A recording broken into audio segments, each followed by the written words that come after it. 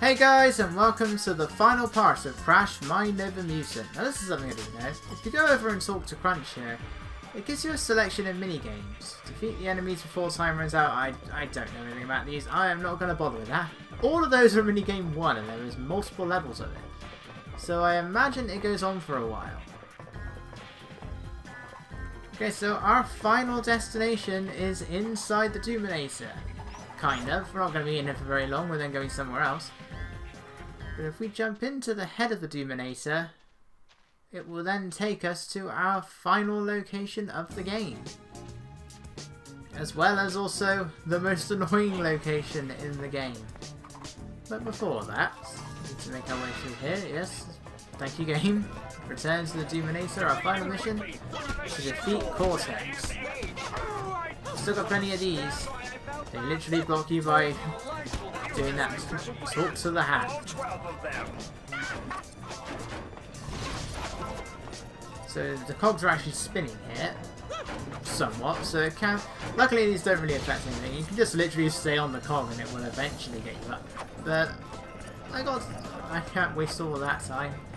It's not fast enough. So let's go up here. A load more hands appear, so let's bring out our Grimly. There he is. A hand to a fist. And fist one. Both of them.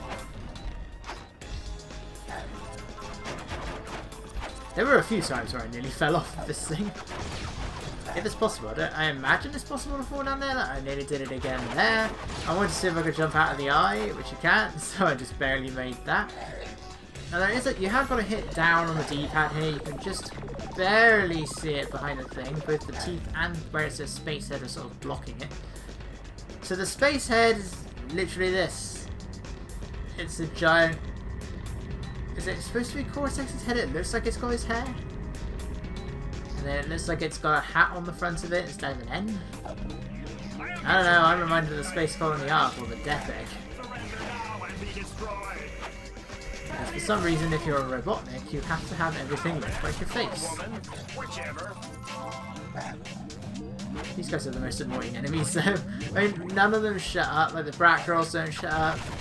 The first enemies you see, they don't shut up. But they're the worst.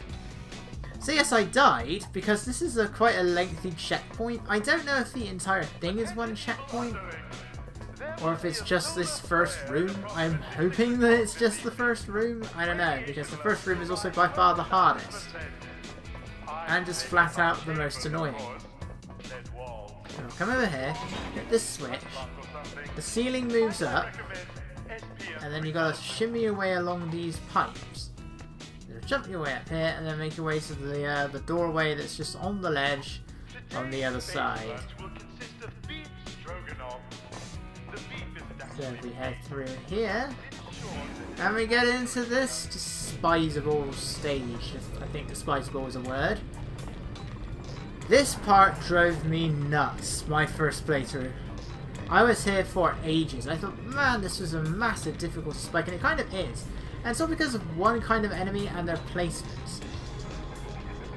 Firstly, you gotta get past this section with these disgustingly slow moving barrels. We then have to jump on these barrels. Now there's this is a bit backwards compared to the rest of the game. In the rest of the game, if you die or fall down a bottomless pit, when you respawn, you're generally put pretty much where you are. It's just all of the enemies that you've already defeated will respawn. Here, it's the opposite. It takes you all the way back to the start of that previous room. You've got to hit that switch again. You've got to go along the wires again. But the enemies you defeated remain defeated, which is good because these guys right here. In that time, I got hurt because the TNT exploded. But that's what you got to do. You got to hit their projectiles back at them. The problem with that, though, is that most of the time I was doing exactly that, and Crash still got hurt, and the projectiles just were not getting deflected back. I don't know why, but that was becoming really annoying. And there's like 3 or 4 of them.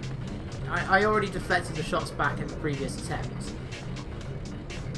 so that's why the others weren't there. That's why there was only one there. But trying to stay on these barrels when those things were shooting at you is impossible. But they're shooting you from off screen, so you get very little time to react, and I really shouldn't be going down here. So I'm waiting forever to get past this barrel, which is the slowest moving object in history, and now I've got to make my way back up.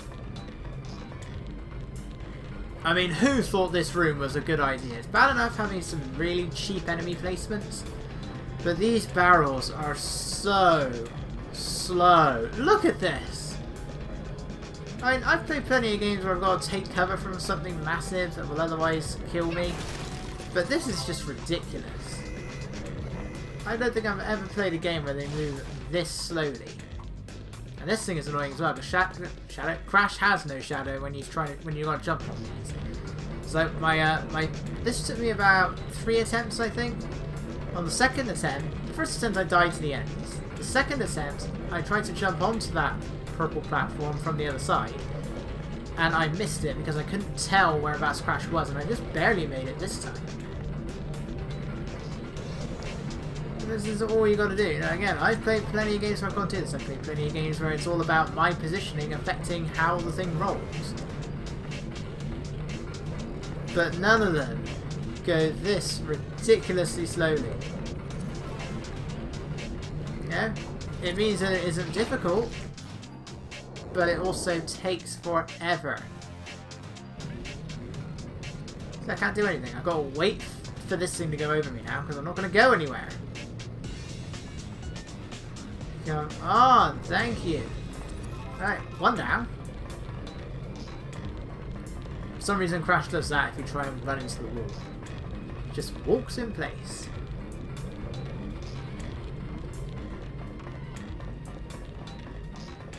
Nearly there.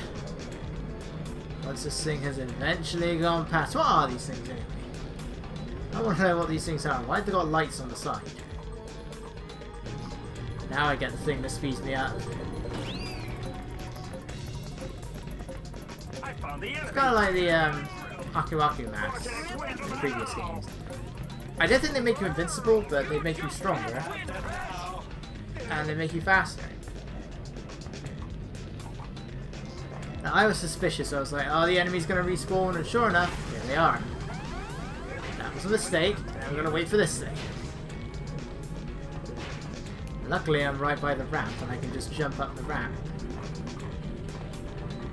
I hate when games put like an invisible wall by the ramp. And this is where I got the idea. Let's use the Grimly, and then I can slow down time so they won't fire anything. And that made life much easier. Now I'm just going to wait for this thing to get away from the door. And there we go. Worst part of the space head done. Security, there's been a disturbance in Sector 12. So now we can. So can't get that one. We've got to get the blue switch now.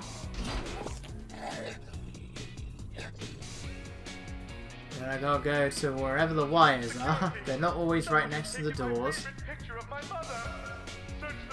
And you've constantly got Cortex shouting out stuff like stuff about somebody has stolen a picture of his mother that he keeps on his urinal or something like that.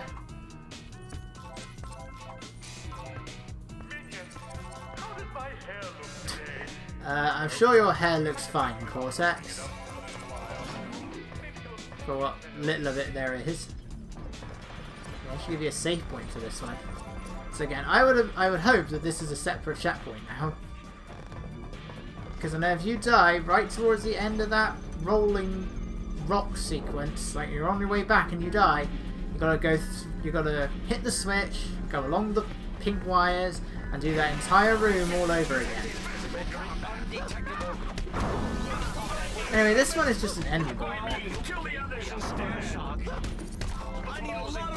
Because firstly you have to wait for the floor to go in. Just defeat all the enemies while you're waiting. I don't think it's enemy dependent, I think it's just time.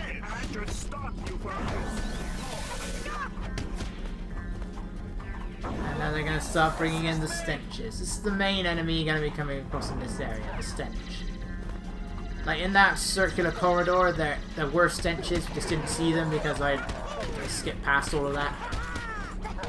Again, it's weird. It's the only place where the enemies don't respawn.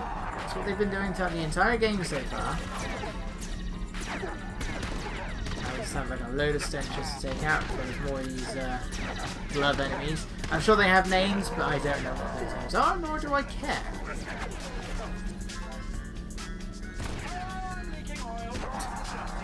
Why can't we just do close quarters combat? I mean, technically I can, but not very well. I swear they can do it for longer. But I was wrong, they do actually use their tails when doing that attack. I say their tails. They lift up their tails and do whatever that thing skunks to it. I think it's like some kind of acid or something like that, just a really smelly one. They spray out. Which is a shame because skunks are cute. But at the same time, they're close relatives of the weasel family. And they are a force to be reckoned with. Whether it's an otter, a stoat, a weasel can be really vicious. Or of course, the honey badger. Nature's most deceitful, vicious creature. I am ever so slightly taking damage. Shimmy along there going past these guys.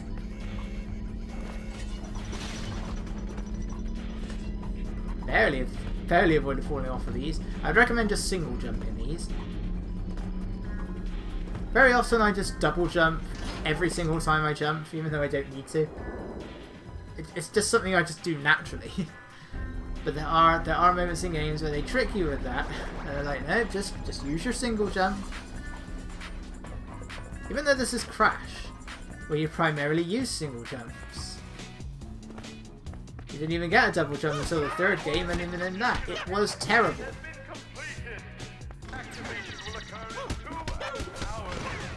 Yeah, this is what this is also what it's like when you first enter the space head. It's just like a load of these hand guys and stenches everywhere. Which, because these guys are often accompanying the stenches, I used to think it was the stenches that are actually the ones talking. It isn't, it's the hands. I've heard of the phrase talk to the hands, but not talking hands. Ah, so close. They do reload their guns when you stop shooting though, so you are a bit vulnerable when that's happening. Yeah, the right idea, dodge out of the way.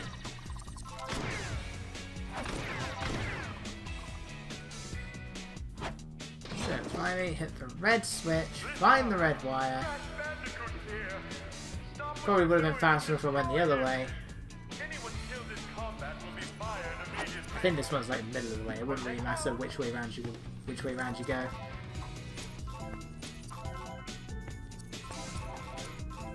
And that's it. On the other side of the door awaits Cortex. It's time for the final boss of the game. Into the control room.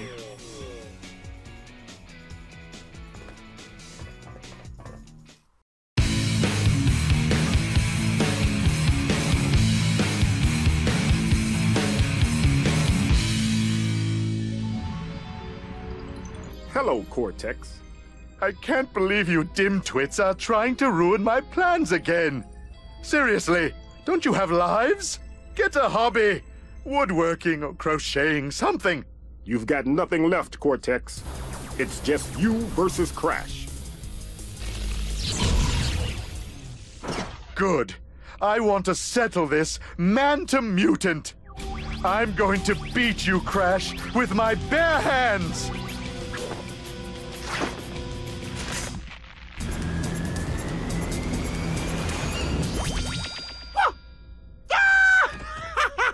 Oh no! Look out, Crash! Mr. 100 Pounds gonna get you! Stop laughing! I'm serious! I'm going to slap some bandicoot!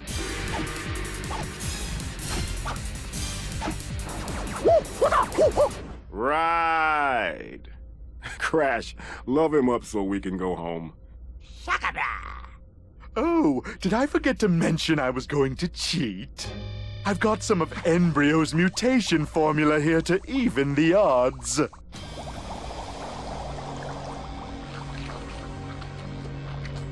Ugh. Oh, tastes like peppermint bath. Ooh. There's a hint of...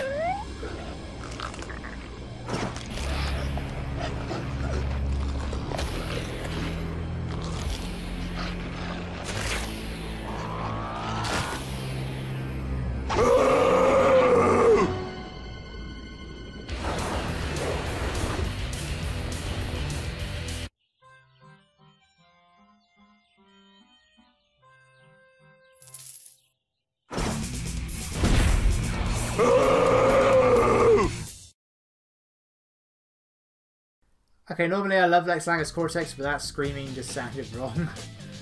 Anyway, I thought I'd already played Arkham Asylum, but here we are. Right, I was a bit confused at first. I was like, do I slow down time? Am I supposed to slow down time? I don't know what you're supposed to do if you don't have a Grimly. I guess one appears for you, but I already have one available? I don't know. He's not going to stop, he just keeps going. Come on, Brad. Let's see what you've got. Slow down time. And then just punch him. Nothing else to be done. This is very simple. This is only phase 1. Just punch him and punch him and punch him and there we go. But that's not the end. No. Ugh, that face. Thank goodness his underwear grew with him. Though the polka dots on the underwear are gone.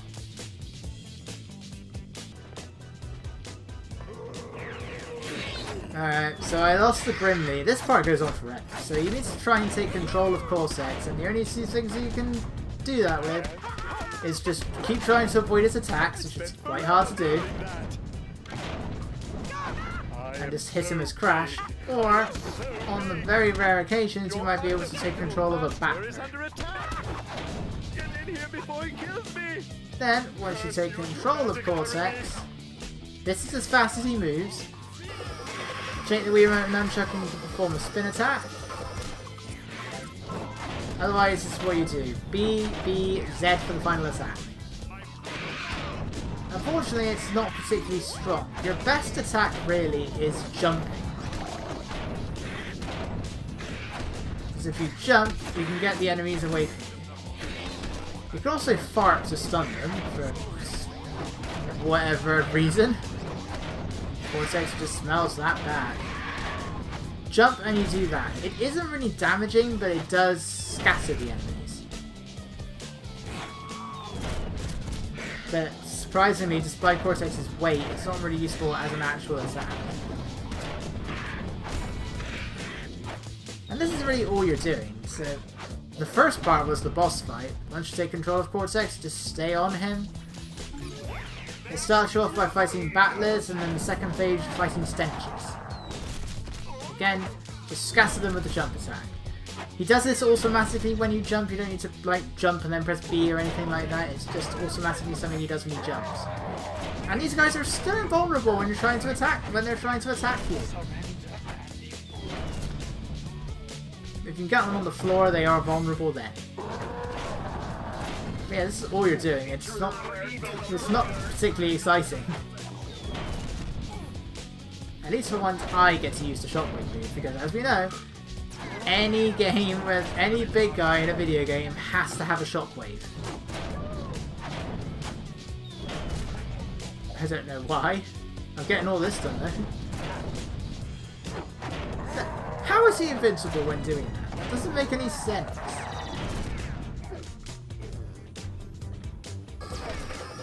Attack, gets rid of them. They can fall down the bottomless pit. There's a lot more stenches, I think, than battlers though. This takes a while. There we go, nearly there. I think this is the last one. Try to punch him eventually. You have to wait for them to be knocked out. Oh no, we got another one. Stun on the ground, then thump him and slap him. Now we're done. Just gotta wait for this guy to be knocked out. And well, we're done.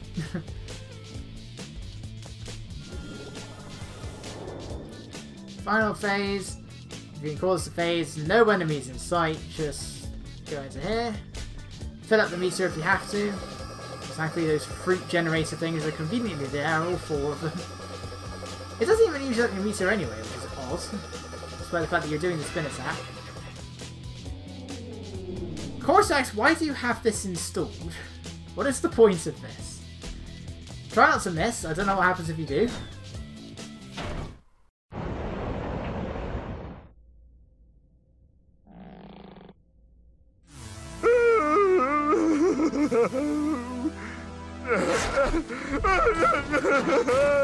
It's not fair! It's not fair!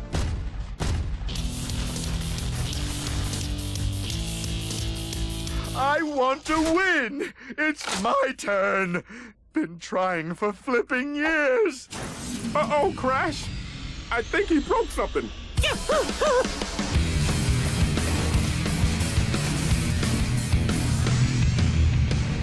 Oh no!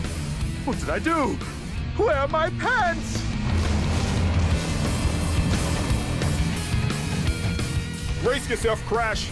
I think we're going down. It was you! Ugh. No time to deal with that now. Disgusting freak!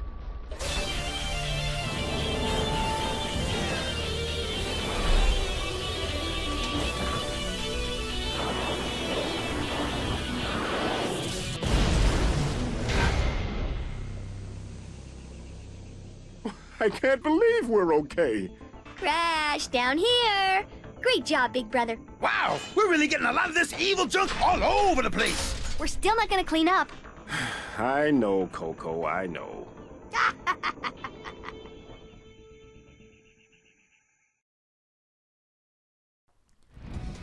And that's the end of the game. We're only 33% done. But we're not going any further than that. Okay, so normally the game would just then go back to Crash's house for you to do everything else. You have to access the credits through the main menu. Then it gives you the option to select the names, and then it'll be like someone will say, this person would like to thank all these people and their family and everything. Sometimes you get Cortex saying it, other times I think you can get Engine and even Tiny to play it in his Mike Tyson voice. I selected a few, I didn't bother after that. I don't know if it's just these first few names or if it's just because if you don't do it after a while they're assuming you're not pressing anything. But yeah, that's Crash Mind Over Mutant. Overall, this game is fine. At its absolute best, it's fine. But the backtracking. The backtracking in this game is atrocious. It's been a common problem in Crash games, but this one takes it to the extreme. We're not just backtracking to break a few boxes anymore, we're going back and forward. I know I keep quoting Crash to Insanity, but that is all you're doing in this game. It's padding, and then they literally make fun of you for it, call you out for doing it, but they make you do it. That's what angers me. It's like, yeah, we know that it's tedious and annoying, but rather than just come up with some other method of stretching the game out, we're just going to make you go backwards and forwards through the same areas over and over again and then eventually stop. And that's really annoying. You know, I do prefer this over like the level by level structure of Crash of the Titans, and it gets rid of lives, which are quite problematic in that game because that game had its very up and down difficulty. For the most part, I do feel, I mean, I haven't played Crash of the Titans for like 5 years, but I recall that I did find that the Titans controlled better in this game than they did in that game, but again, don't remember it that well. The best thing about this game are the cutscenes. I don't know what most of the art styles are supposed to be. I have no idea what I was just looking at in those last few cutscenes. I still find it a bit odd that South Park is in a kids game. Seems a bit weird to me. But regardless, I do like the cutscenes. I do like the writing. That is one thing that these two games definitely have, is the writing. Embryo steals the show. I love his obsession with that he invented everything. Yeah, random Incredible Hulk reference at the end of it all, regardless. Yeah, but he invented endings, so how can I question it? And then my other main issue with this game is the camera. Like, you really wish that you had control over the camera. Now, I know this is the Wii version, so that'd be kind of limited. It'd probably have to be something like Super Mario Galaxy. You just press the button on the D-pad. But even so, I feel like this could have been better implemented than what we have. Like this camera is fixed. And it leads to some really, really awkward angles. And then there are a few occasions where it was like the collision detection didn't want to work right. Climbing those ice walls, definitely way more difficult than it should be. It was only there. The climbing was otherwise fine. And then there are a few sections where it's quite easy to get lost. You're not really sure where you're going. Mainly when you're out in the wasteland. There is a DS version as well, but I hear that version is terrible. And I think there's a PSP version, which I think is pretty much the same as this, but it's been downgraded a bit. So yeah, after this, Crash kind of just disappeared. There was a couple of mobile games between this and somewhere in 2010, and then we never saw him again until Skylanders. And eventually he would resurface in the end, same trilogy, and now we seem to be getting this, I'm not sure if it's supposed to be a new game, the Crash Bandicoot 4... I forget its subtitle. I don't know what happens to Wrath of Cortex. I thought that was Crash Bandicoot 4. And it looks kind of similar. There's multiple masks on the image. I guess we'll just have to wait and see what happens when it's revealed. Which it probably will be by the time this video goes up. If it's ignoring Wrath of Cortex, that angers me. Because Wrath of Cortex is the best Crash game by far. But this one is fine. I'm not sure how I'd rank all these games. I would need to replay Crash of the Titans, as well as play the DS version of Crash of the Titans, because it is a 3D Crash game. But you know, this is playable compared to Twinsanity. This is playable, but it's definitely still one of the weaker games out there. But yeah, that's pretty much all I can say. As far as Radical Entertainment games go, The Simpsons Hit and Run is much better. Go play that game instead. But overall, yeah, this game definitely gets a bit too much hate. When it gets attention, most of the time they don't even get any. And that, My Little Mutant is fine. Thank you guys for watching. I will see you